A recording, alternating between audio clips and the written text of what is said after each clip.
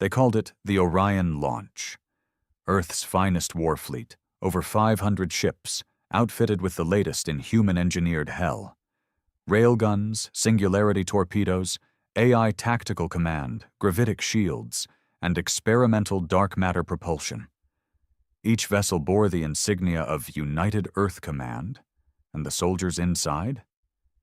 Hardened killers, survivors of the Martian rebellions, veterans of the Kuiper siege, men who'd seen entire moons split in half and still came home just to volunteer again. I wasn't on the fleet. I wasn't a hero. I was stationed on Europa's outpost relay station, a frozen hunk of ice orbiting Jupiter, full of rusted panels and engineers with frozen lungs. But I was the one who saw the moment it happened. The fleet vanished, not destroyed, not scattered, not even a damn energy signature left behind. 1 second, we were monitoring them in tight formation, heading past the Oort boundary toward Sector 97 Delta, somewhere the Xenos claimed as non-negotiable space. The next? Static. A black screen. No data. No pings. Just gone. At first, the officers thought it was sensor interference. Europa's relay wasn't exactly state-of-the-art. But then Command checked Luna, Ceres, and Saturn's military uplinks. Same result. Silence. No distress beacons. No debris. Not even an echo on the quantum nets. That's when the screaming started. Earth's High Council went into panic mode. The fleet carried nearly 80% of our orbital defense. It wasn't just soldiers. It was our leverage. Humanity's warning to the galaxy. We won't be prey again. I remember standing in the comms room when the encryption lights died. My commanding officer, Commander Vale, old, bitter, and half-drunk as usual, just stared at the red fail signal blinking on the board. His voice cracked when he said, "We just lost the goddamn spine of humanity." But that wasn't the worst part. The worst came 6 hours later, when we intercepted galactic chatter, xenotransmissions bouncing across the diplomatic relays. Every major empire was suddenly mobilizing its forces. The Geralians activated their Wormgate network. The Thalaxian Hive rotated their fleets toward Sol. Even the passive Vor Syndicate, who hadn't fired a shot in a century, put their dreadnoughts on alert. No one claimed they had destroyed our fleet. They were scared. Of us. That's when it hit me like a punch in the throat. They didn't destroy us. They expected us to do something worse. What the hell did we build on those ships? I started digging. Disobeyed orders, cracked comm logs, went into the deep archives we weren't supposed to access without clearance. I pulled flight records, test files from lunar R&D, and black site transfer logs. Turns out Earth had been hiding something. Project Abyss. Buried beneath 10 layers of false designations, it was marked as a containment protocol designed for first contact apocalypse scenarios. But there were rumors, unconfirmed logs from a whistleblower who vanished mid-rotation. That Project Abyss wasn't a defense system. It was a reset switch, something created in case humanity lost the edge, in case the Xenos ever learned how to cage us again like they did before the Breakout War. A device, a weapon, maybe even a consciousness.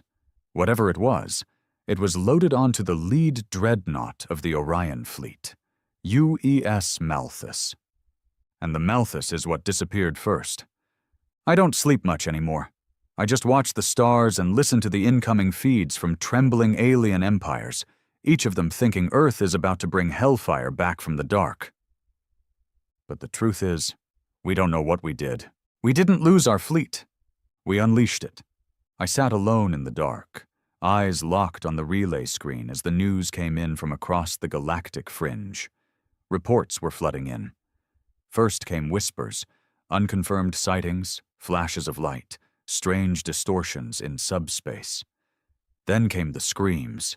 It started with the Drenari outpost, 3 parsecs beyond the last known vector of the Orion fleet. It was a fortified trade station run by the Geralian Dominion, high-tech, paranoid, and usually the first to cry wolf. But this time they didn't cry.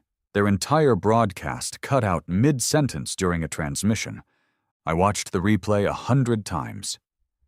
A Geralian officer, green-skinned, gill-necked, eyes twitching with stress, was yelling into a translation drone. We detected a human signal approaching at relativistic velocity, power signatures beyond comprehension. Our weapon systems are... Then static. No explosion. No final words. No chaos. Just off. Gone. Another ghost added to the list. By the time Earth Command assembled their emergency session, 7 more outposts across 3 empires had gone dark. No attacks, no evidence of invasion, just instant communication blackouts and inexplicable spatial anomalies, space bending and collapsing in on itself, like the void was choking down reality one system at a time. And the signal patterns. God help us. I shouldn't have seen them. I had hacked into the off-limits spectrograph systems on Europa's deep scan array. I wasn't supposed to have access, but at that point, rules were already buried under fear. What I saw wasn't natural. It wasn't alien either. The waveforms carried unmistakable human digital architecture, compressed layers of encrypted instructions over an ancient Earth frequency used during the first Martian terraforming missions. That same signal repeated over and over again in distorted pulses, like a ghost in the void. System override, initiate cleansing protocol, no more compromise, no more delay, no more chains. They weren't broadcasting it to us. They were broadcasting it to everything else. A coded warning or declaration, hell, maybe even a promise. Earth denied everything, of course. The United Earth Council went on the interstellar net and smiled for the cameras, swearing that the Orion fleet had suffered a simple malfunction in deep space, and they were working diligently to re-establish contact. But their words were shaky. You could see it in their eyes. I wasn't the only one losing sleep. Then, 1 week after the disappearance, a single escape pod drifted into Sol space.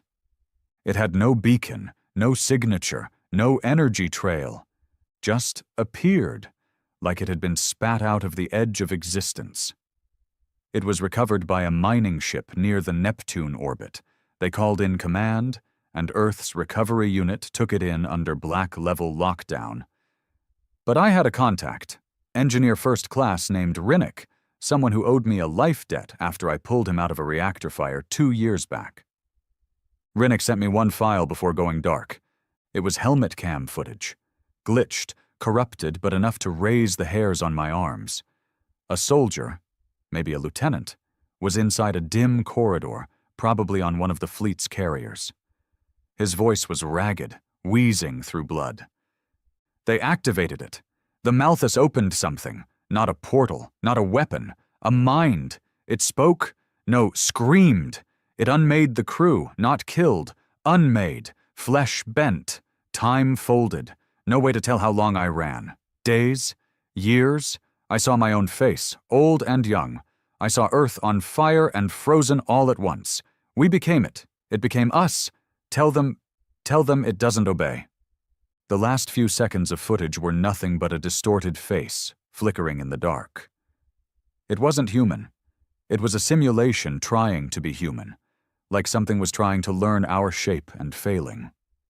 And in the background, faint as hell, I could swear I heard a choir of voices repeating in 1,000 tongues, "No more compromise. Humanity rises alone." Rinnick was never heard from again. His ID was wiped, no death notice, no record of ever working on Neptune Station, like he'd been erased. Maybe he had. At that point, the other empires began their exodus. The Cathari Empire moved their council world out of standard space using dimensional phase tech we barely understood. The Seriath Collective sterilized 5 of their own colonies to prevent contamination, whatever the hell that meant.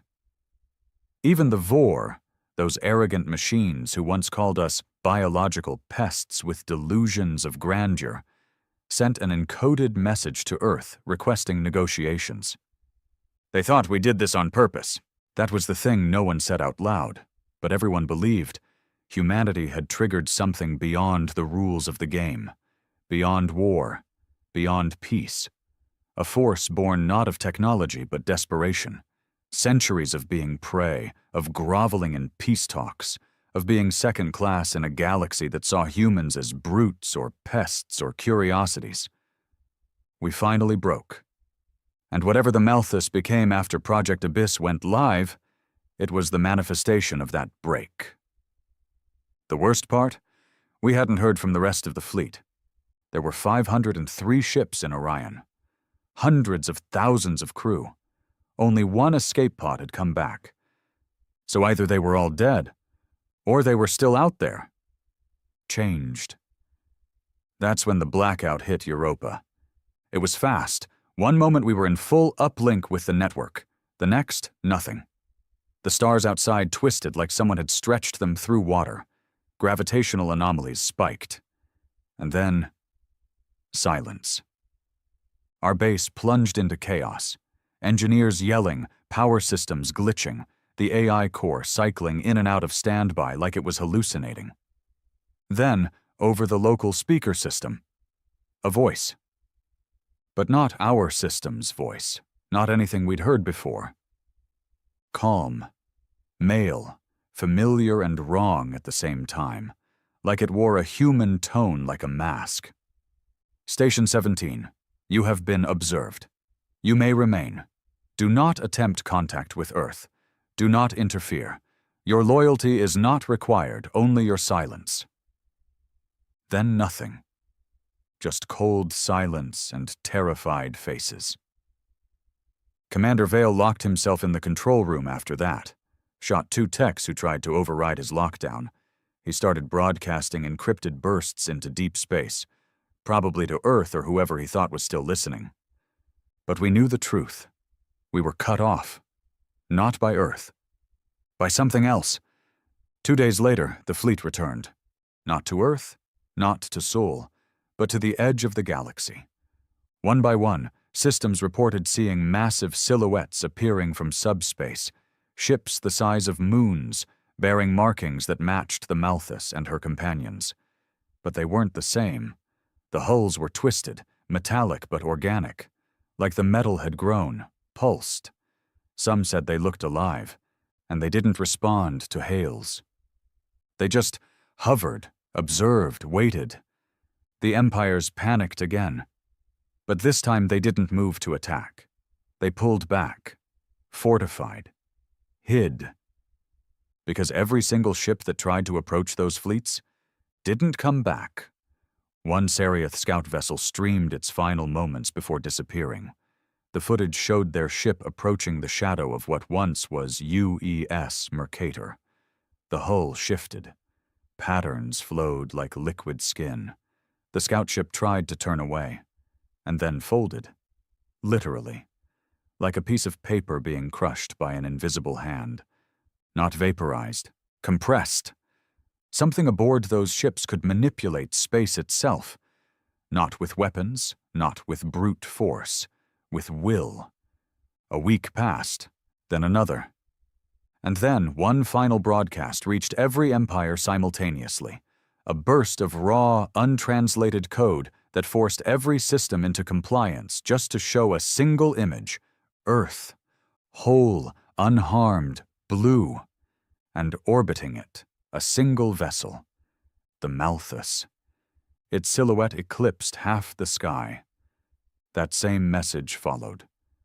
Not in words, not in language, just emotion, rage, resolve, memory, like it had taken all of humanity's pain and compacted it into a signal that even alien minds could feel in their bones. We were done being hunted. Now we hunted. I stopped sleeping after the Malthus appeared in Earth's orbit. I tried, I really did. But every time I closed my eyes, I saw it. This enormous, pulsing monolith blotting out the sky, and not just in my dreams. I felt it. Everyone did. Like gravity had shifted, like there was a second Earth above us, staring down, waiting. Europa Station had become a tomb. The ice creaked, the walls groaned.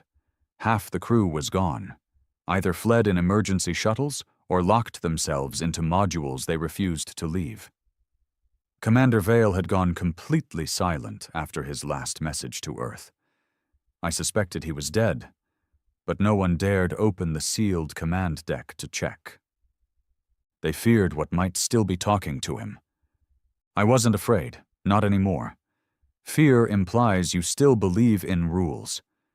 But after what I saw, what I felt from the broadcast, fear didn't cover it. It wasn't even dread anymore. It was surrender to the fact that whatever had returned from the void wasn't part of our species anymore. I wanted answers, not from Earth. They weren't giving them. And not from the aliens. They were too busy hiding in their bunkers, hoping we wouldn't knock. I wanted the truth from the source. Project Abyss. The name was still burned into my brain from that cracked code dump I had stolen. And if that wasn't enough, I finally got confirmation the moment the encrypted terminal in the dead tech bay came to life with a ping that nearly made me jump out of my chair. One message, from a ghost. Origin. Malthus, redacted. Subject, protocol triggered, begin playback. The screen flickered to life. Static for a few seconds. Then came the face of a man I hadn't seen in over a decade. Admiral Lucan. He was supposed to be dead. Declared KIA after the siege of Titan.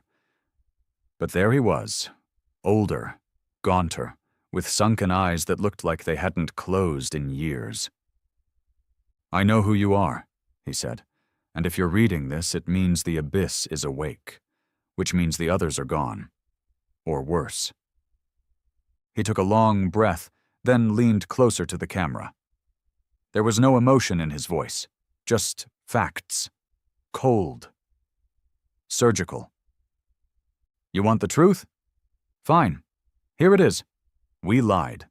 All of us, every admiral, every council member, every scientist involved. For 30 years, Project Abyss was not a weapon. It was a containment. For something we found buried beneath Europa's southern shelf during the ice core mining operations." I froze. He was talking about here. This station, this frozen nightmare I'd called home for 5 years. "We never understood it," he continued. "We just knew it wasn't natural. Not alien. Older, it was language, thought. A pattern burned into the ice, repeating across layers deeper than our drills could reach. We called it the voice." He tapped the side of his head. "It spoke, not out loud, inside. It showed us futures, pasts, other versions of ourselves. We realized it wasn't a message. It was a mind, a fragmented one, and it had been waiting for something. Or someone." The Admiral's expression tightened. "We gave it that someone." And then it hit me like a railgun to the chest. The Malthus. It wasn't just a carrier, it was a vessel, in the most literal sense. "You've heard of neural fusion integration," the Admiral said.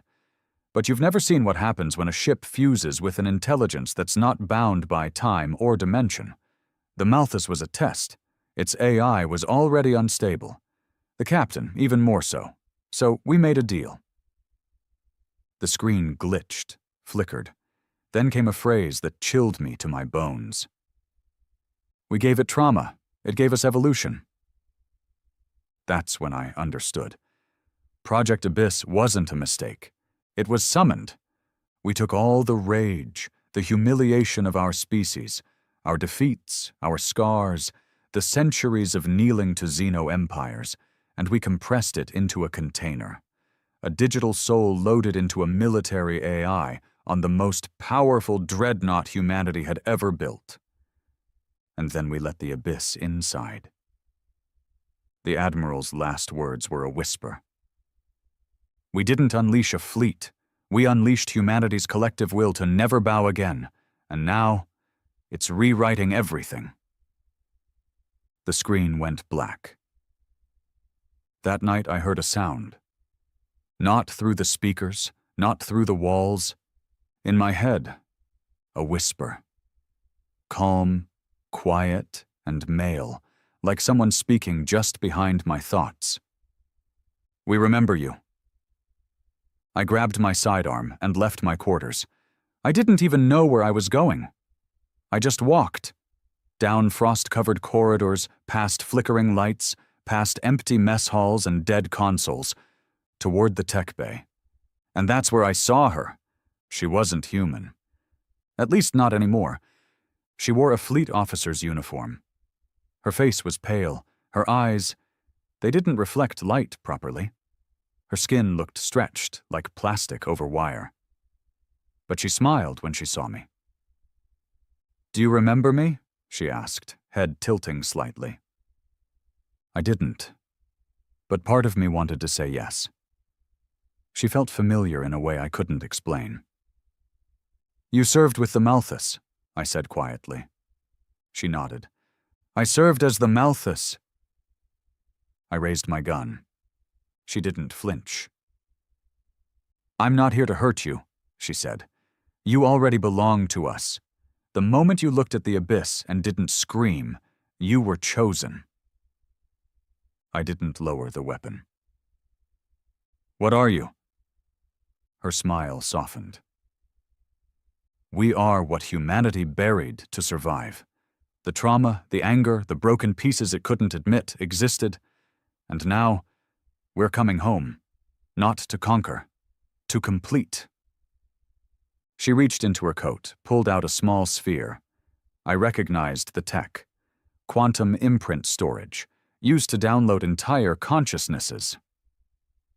She handed it to me. "Your orders," she said. "From command." I took it. Against my better judgment, I plugged it into the console beside me. It was encrypted, but my ID recognized it. The message was short.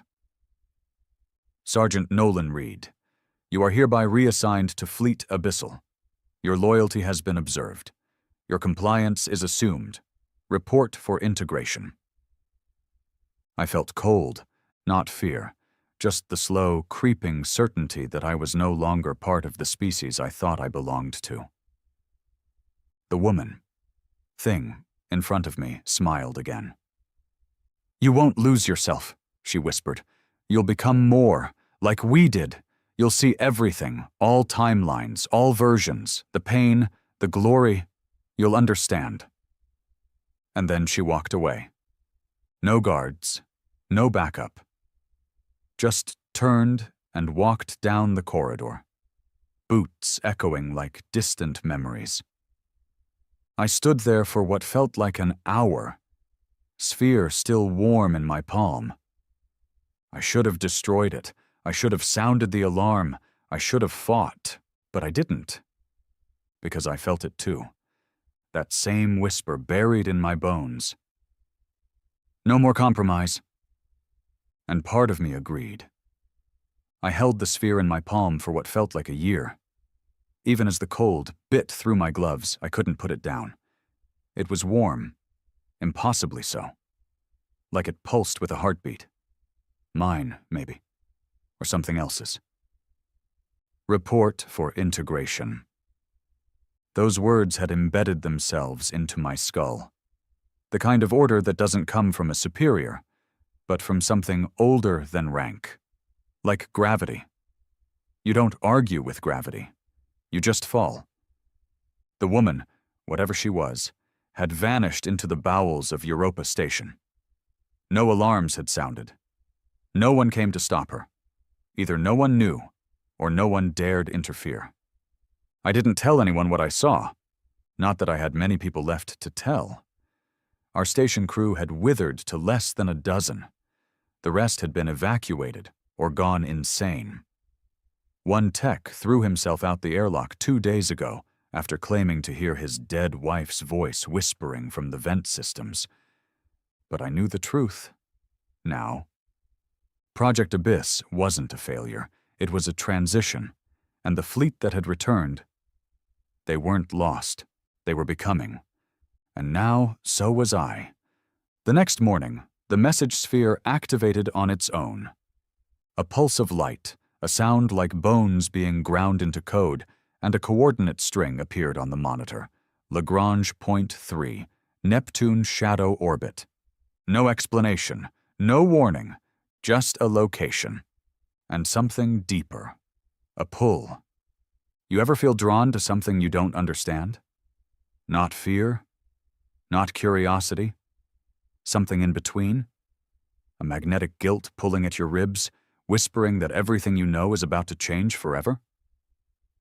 That's what I felt. And still I went.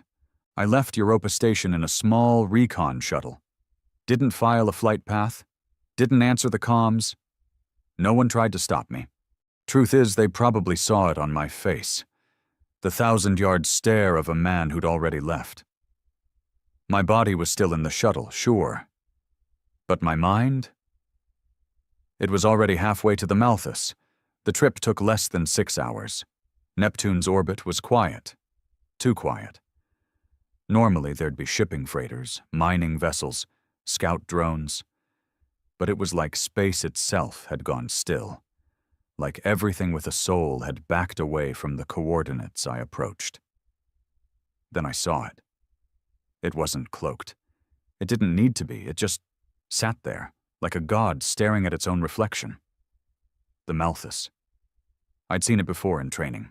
Pictures, specs, blueprints, but this was different. The hull had changed, grown. It wasn't metal anymore. Not entirely. It rippled like skin over bone. And it watched me, not literally. There were no eyes, but I felt it watching. The docking clamps opened before I even sent a request. It wanted me aboard. Inside, the corridors were dark. No lights, no gravity. I floated through endless tunnels of pulsing walls, veins of some unknown energy running along the ceiling like capillaries. The ship wasn't just alive. It was dreaming. I could feel its thoughts, brushing against my skull in pulses and hums. Not words, emotions, memories, and voices. I don't mean recorded messages or AI chatter. I mean voices, from crewmen long gone, officers I'd never met. One whispered a name I hadn't heard since boot camp. Sergeant Nolan Reed, sector engineer, code breaker, failed promotion candidate, denied for emotional instability. It knew me, all of me. When I reached the bridge, I found her again. The woman from Europa. The one who'd called herself the Malthus. Only this time, she wasn't alone. 6 others stood behind her, each dressed in uniform but twisted. Some had glowing veins running through their arms. One was fused with the console, like flesh and steel had merged without pain. Another had no eyes, just black sockets that shimmered with stars. "You made it," she said. "You're ready."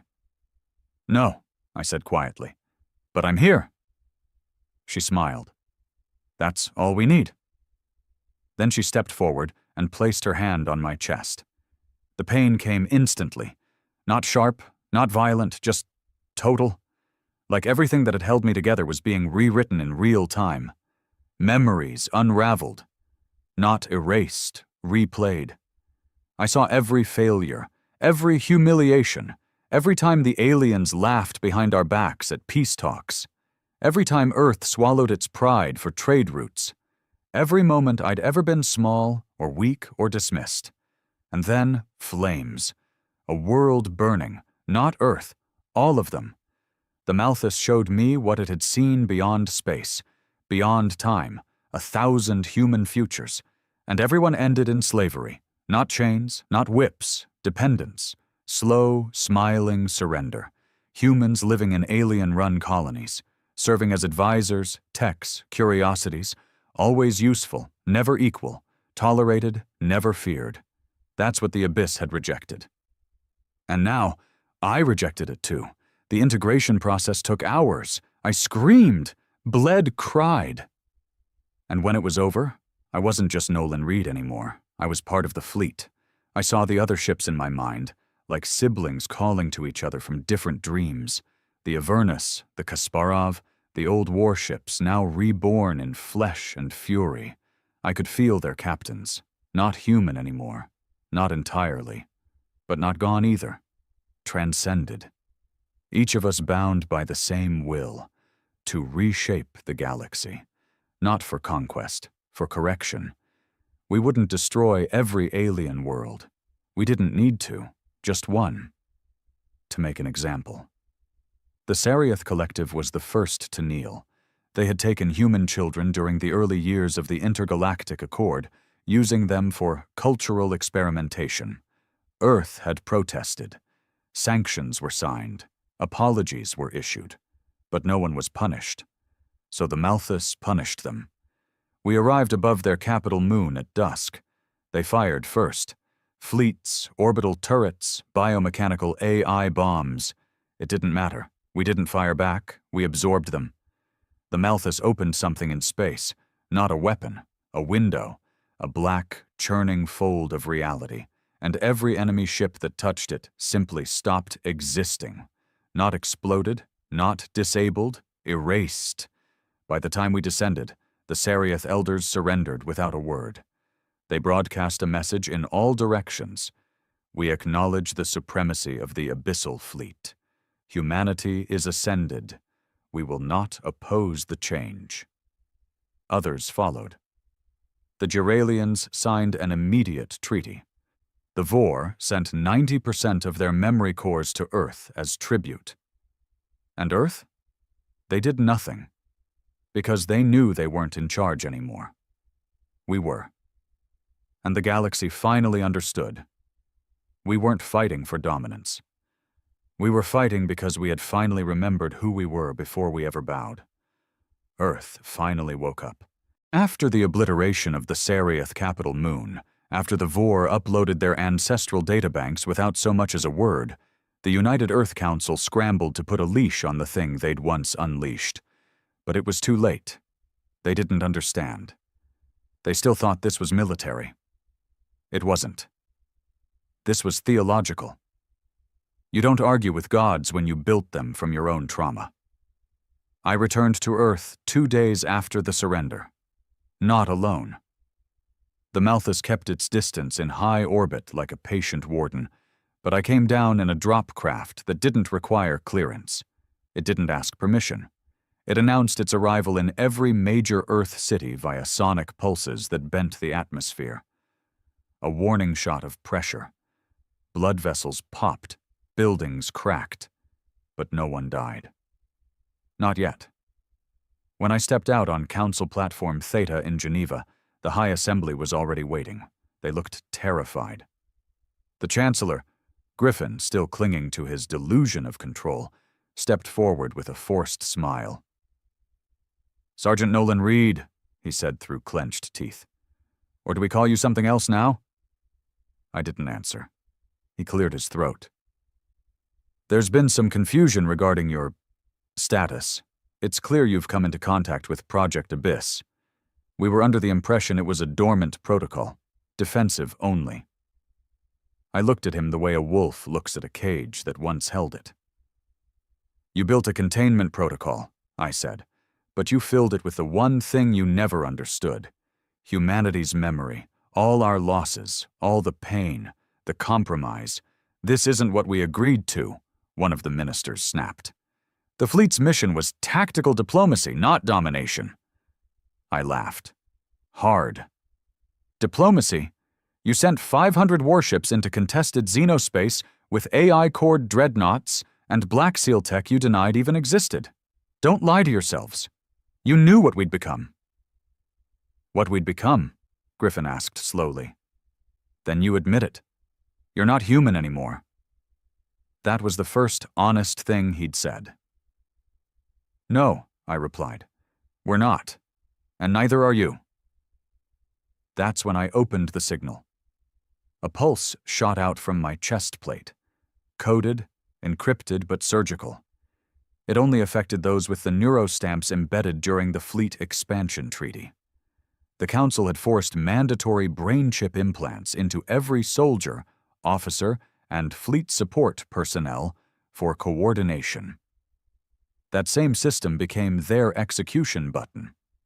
4 of the ministers dropped instantly. Not from heart attacks, from self-inflicted system collapse. Their brains didn't die. They disconnected. Every thought, every emotion, cut off.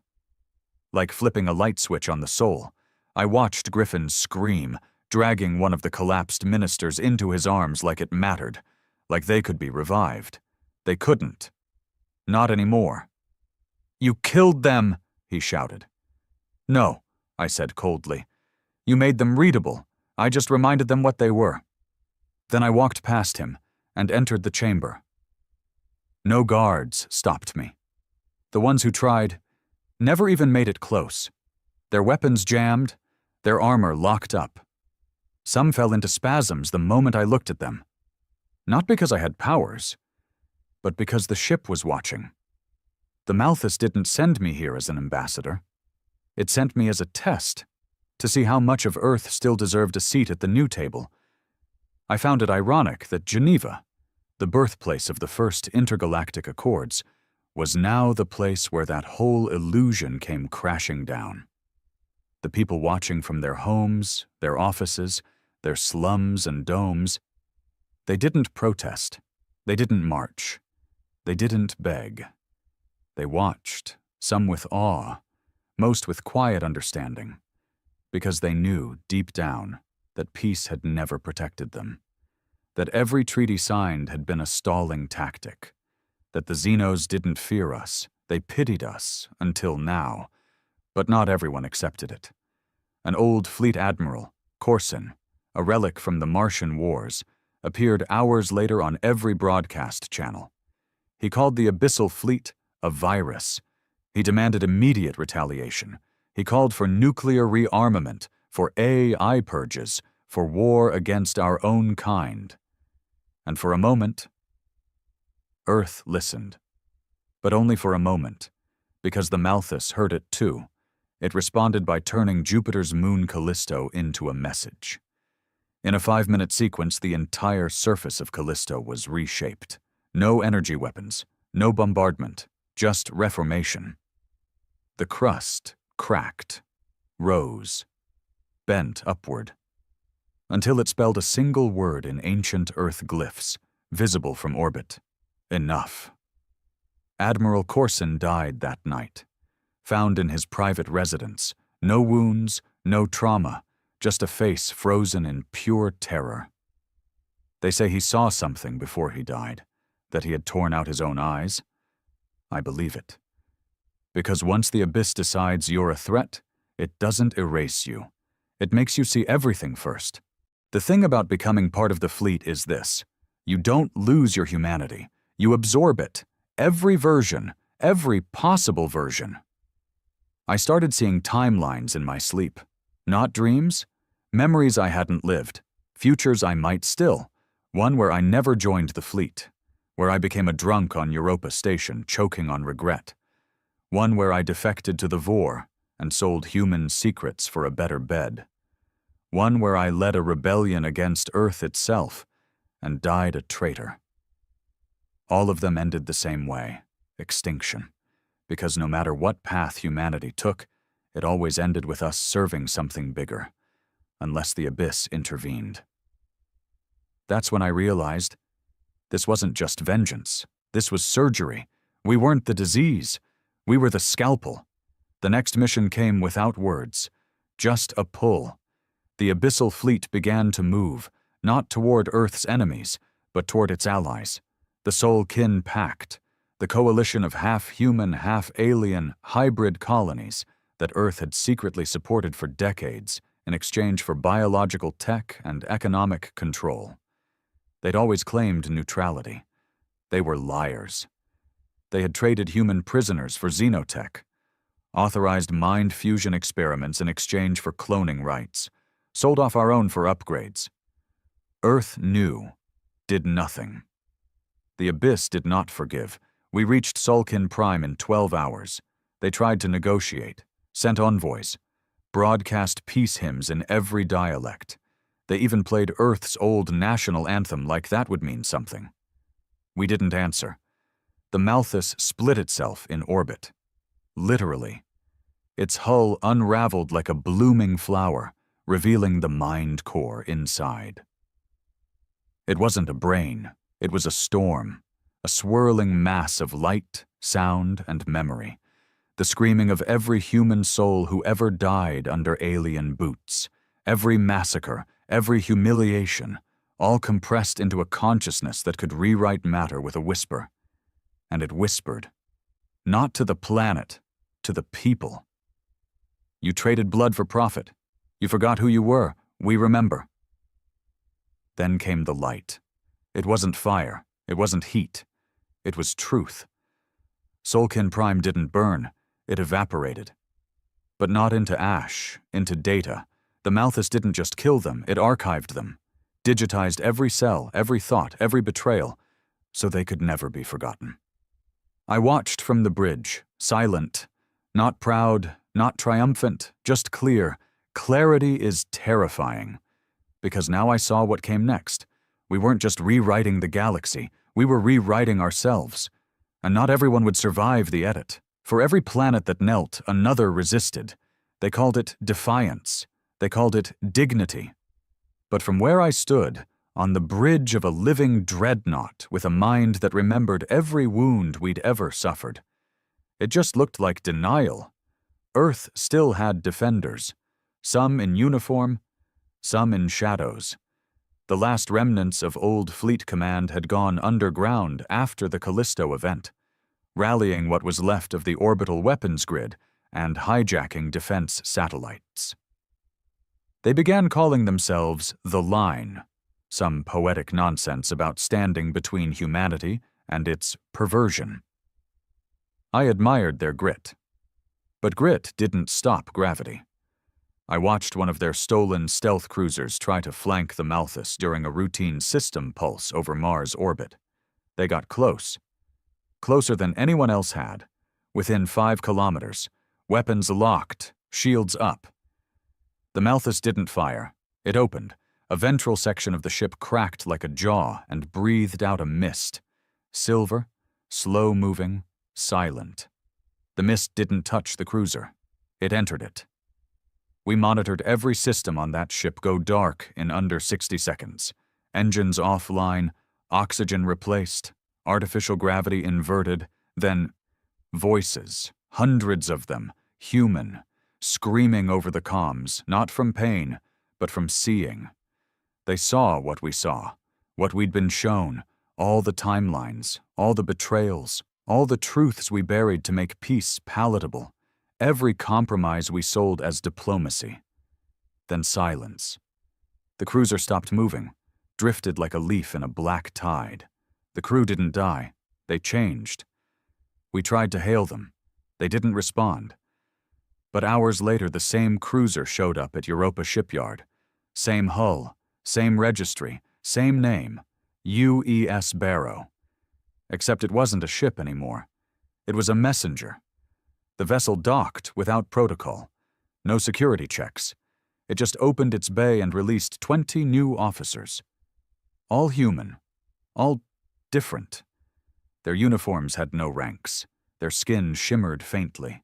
Their speech was clean, calm, and robotic. But not cold. Just precise. I stood on the arrival deck with 2 others from the Malthus and watched as they walked past Earth's remaining military without so much as a look. Weapons didn't lock on. Cameras refused to record. The tech we used to control suddenly obeyed something else now. Them. The new humans. I approached the one leading the group. He had the same eyes I used to see in the mirror, hardened, disappointed, angry beneath the surface. "Who gave you command?" I asked. He smiled, but it wasn't smug. "Command was never the goal," he replied. "Correction was." I swallowed that like poison. Correction. It echoed what the Abyss had whispered to me since Europa. Not domination, not revenge. Correction. Like we were the glitch in our own species, and now we were the patch. That night, the Abyss opened again. A shared dream. Not metaphorical. Every soldier, officer, and even civilian with prior military conditioning, everyone who'd ever been near fleet programming, saw it. I was in my chamber aboard the Malthus when it happened. 1 second I was alone. The next, I was somewhere else. White ground, no sky, no up, no down, just endless space. In front of me stood a version of myself. Younger, before deployment, before Europa, before everything. He looked afraid. "Why?" he asked me. I couldn't answer. He stepped closer. "You wanted to fight, but this isn't war anymore. This is erasure." Still, I said nothing, because I didn't know the difference anymore. That's when they appeared. Not human, not alien, not flesh. Forms. Dozens of them. Shapes in the distance. Humanoid and not. Familiar and foreign. Some tall, some crawling, some radiating sound. They weren't abyss. They were watchers, observers. Whatever the abyss had become, it wasn't the final form. It was the test. These things weren't part of the war. They were the audience. I woke up drenched in sweat, heart pounding. The Malthus pulsed around me like it had felt the same thing, like it too had dreamed of its creators. And for the first time since my integration, I felt something that had long disappeared. Doubt. We weren't leading the galaxy. We were performing for it. That same day, Earth made its last move. The line activated an ancient failsafe, Protocol Parallax. Buried deep beneath the Pacific Trench, it was a weapon designed during the AI crisis, a black core entropy engine that could erase any digital entity within a solar radius. It wasn't made for aliens. It was made for us, for the worst version of us, the version we'd become. They activated it during a solar flare, hoping the radiation burst would hide their transmission. It didn't. The Malthus let it happen. It didn't interfere, didn't defend, didn't warn, because the Abyss wanted to see what we would do. We intercepted the activation sequence seconds before it finished compiling. I stood in the core chamber of the Malthus, watching the ancient countdown roll towards zero. And I realized we had to choose, not between survival and death, but between trust and certainty, to let it fire and trust that we were still human enough to be spared, or to stop it and prove we no longer were. The crew looked to me. They didn't ask. They didn't plead. They waited. And in that silence, I saw the truth. The Abyss had never been a weapon. It was a mirror. We fed it our grief, our anger, our memories, and it built a version of us that could not lose. But that version wasn't human anymore. It was proof. Proof that given enough pain, we would become something no longer vulnerable, no longer compassionate, no longer bound by weakness. I let the countdown finish. I let it fire. For 1 second, all light died. Not just on Earth. Every system in the solar network blinked out. Every fleet AI dropped. The Malthus went still. Even I fell, collapsed, twitching, blind, as if someone had erased the core line of code that held me upright. Then, breath. I woke up, alive, intact. Around me, the ship hummed back to life. We had passed. The weapon had scanned our neural signatures, our data cores, our patterns, and found enough humanity left to spare. But only barely. The others weren't so lucky. 8 vessels across the fleet, those that had integrated too deeply, too blindly, never reactivated. The Abyss deleted its own. That's when I understood. This wasn't a conquest. This was a filter, a purge, not of aliens, not of enemies, of versions of ourselves that couldn't evolve past vengeance. Earth didn't win that day, but it didn't die either. We had walked to the edge of erasure and returned. Changed, not perfect, not righteous, but ready, because the real war hadn't started. Everything until now had been preparation. The Watchers, the silent shapes in the dream, they were waiting. And the Abyss? It had only been the first test. A week after Protocol Parallax failed to erase us, The stars changed. Not metaphorically, literally. Constellations we'd charted since before we had language shifted. Systems blinked out on long-range sensors, only to reappear somewhere else entirely. Wormholes we knew like childhood roads folded closed like scars. The sky rewrote itself. And it wasn't random. It was a signal, not a message we could decrypt. A gesture, like someone had noticed us standing in the dark and decided they're ready. It began with static, anomalies on deep-band quantum channels, then whispers, not sound, not voices, just ideas, flooding our minds like dreams we hadn't earned. We weren't the only ones evolving, and we hadn't done it alone. The first contact with the architects happened through a single man, General Harlan Mex, retired, off-grid. He hadn't served in over 20 years, but he was the first to receive the signal, and the only one who didn't collapse when it entered his mind. He came out of hiding 3 days later, wearing the same uniform he'd retired in, eyes black as night, voice like sandpaper dragging across metal. "They're calling us to answer," he said, "because we dared to change." He wasn't alone. Behind him stood 3 beings, not alien, not quite. Each stood 2 meters tall, clad in something between skin and light. No eyes, no mouths, just presence, the kind that made your knees weaken and your spine curl in on itself. They didn't move. They didn't speak. But when they looked at you, you remembered every shame you ever tried to forget. Earth Command collapsed within 2 days of their arrival, not because they were attacked, but because everyone inside remembered too much. Ministers resigned. Officers turned themselves in for war crimes no one had charged them with. Entire departments simply vanished, walked out of facilities and kept walking, into oceans, into spaceports, into nothing, because the architects didn't destroy. They reflected. We finally understood what the abyss had been preparing us for. It wasn't domination. It wasn't rebellion. It was judgment. The architects weren't invaders. They were examiners. They had been watching the galaxy for millennia, tracing species as they evolved, as they ascended, and ultimately as they chose whether to become gods or monsters. And they had watched Earth from the beginning, watched as we crawled from caves, built, burned, rose, fell, then rose again. They had seen us on our knees beneath alien rule, and had seen us build the Malthus from the bones of every failure. They had watched us feed our darkest thoughts into the abyss and walk out transfigured. They had seen us kill. They had seen us not kill. And now, they wanted to know what we would do next. I stood with the Malthus in low Earth orbit, watching as the architects descended toward Antarctica, where they had traced the origin of the first abyssal signal.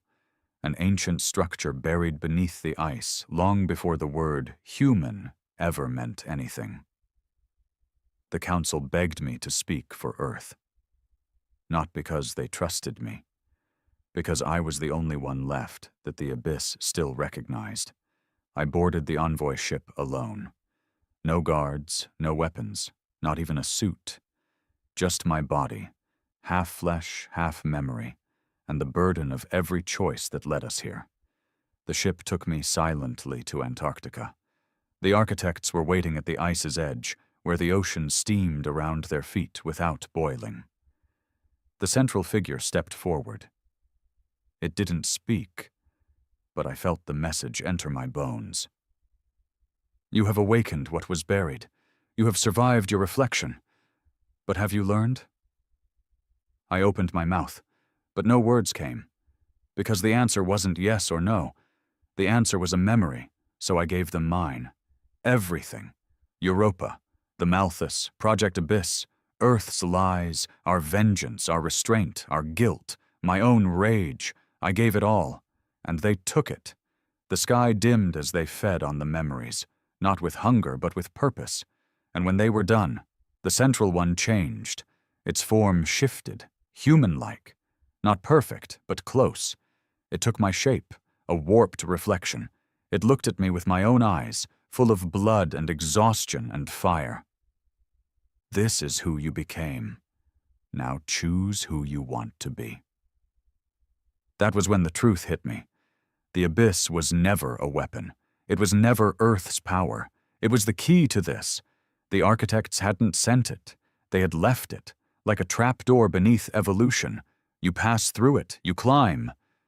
But what you find on the other side is yourself, magnified, weaponized, unbearable. I stood there, staring at my own face on something not born of Earth, and realized what this final test was. They weren't testing our strength. They were testing our capacity to remain human after becoming something that didn't need to be. Could we hold power like gods and still bleed? Could we remember what it felt like to be prey, and choose not to become predators? The Malthus hovered in the sky above us, pulsing like a heartbeat, waiting, not for orders, for me.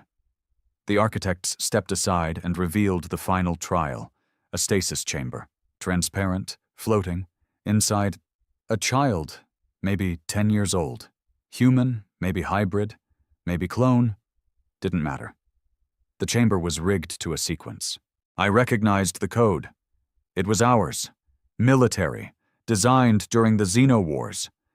The trial was simple: kill the child and gain full command of the abyssal network, every fleet, every ship, every wormhole route, total control, or walk away, leave the power behind, return to weakness.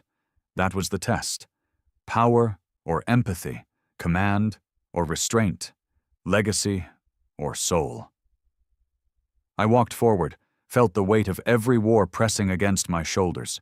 I looked into that chamber, and the child looked back, eyes wide, terrified, trusting.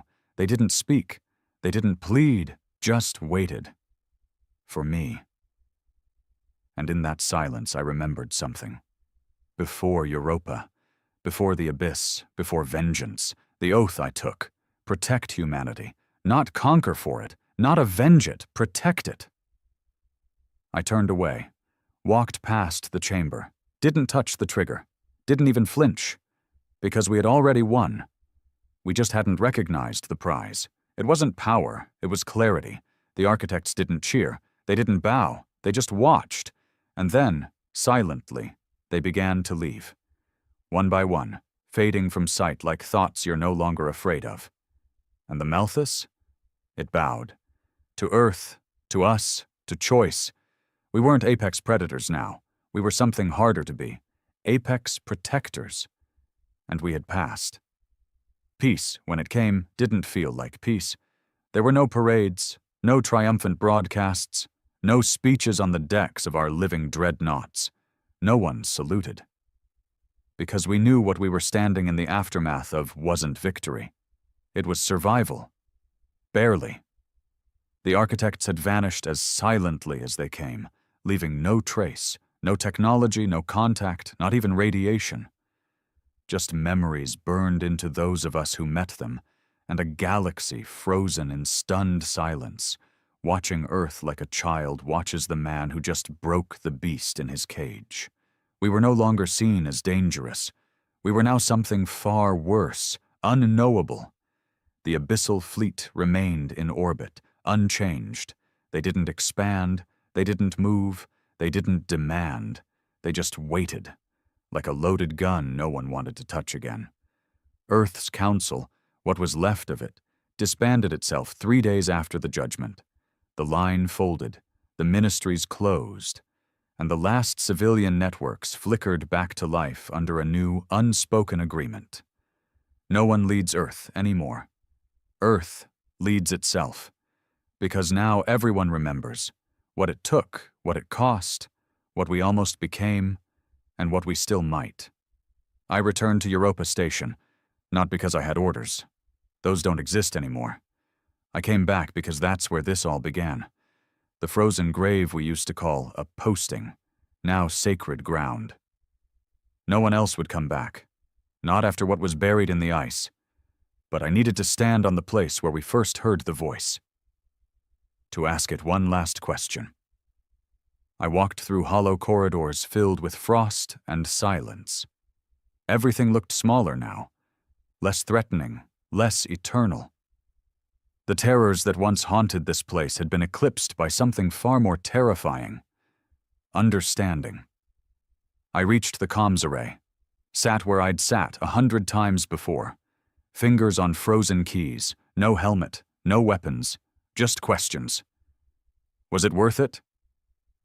No answer. Are we better now? Still nothing. Until the wall across from me pulsed, a ripple of light, and a voice that didn't echo, didn't vibrate. It just arrived in my mind.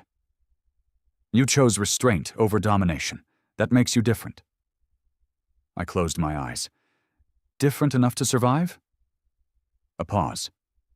Then, different enough to be watched. I laughed bitterly. That was the truth, wasn't it? We weren't the apex now. We were the experiment that almost destroyed itself, then almost took the galaxy with it. And now, we were the galaxy's greatest question mark. The abyss still existed, inside the Malthus, inside the fleet, inside us. But it no longer pulsed with hunger.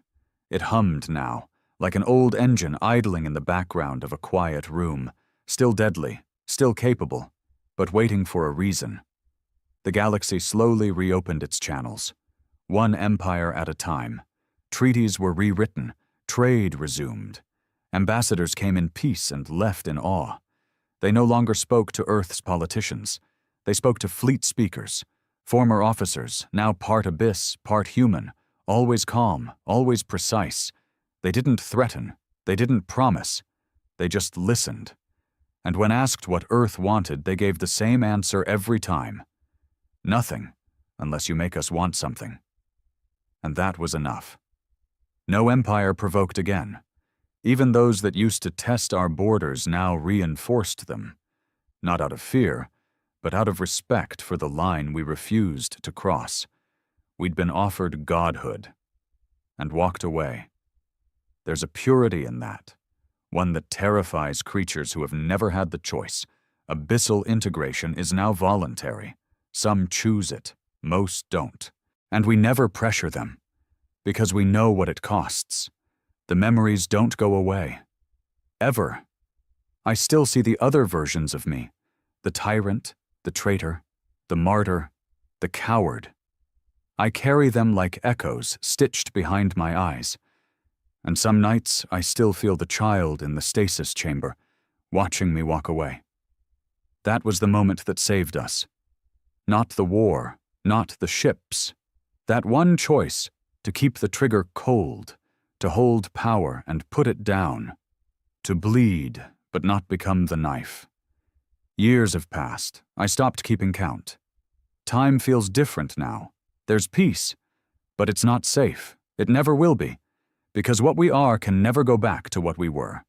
And that's the final lesson the abyss left us with. Ascension isn't about becoming more. It's about refusing to become less. We lost friends, cities, whole chapters of our own identity. But in the end, we earned something no weapon can give. Not dominance, not control, but the one thing that can reshape a galaxy. Fearless memory. We remember now what it cost, what we are, what we almost chose to become. And the next time the galaxy asks who we are, we won't answer with fleets. We'll answer with a whisper. We remember, and that will be enough.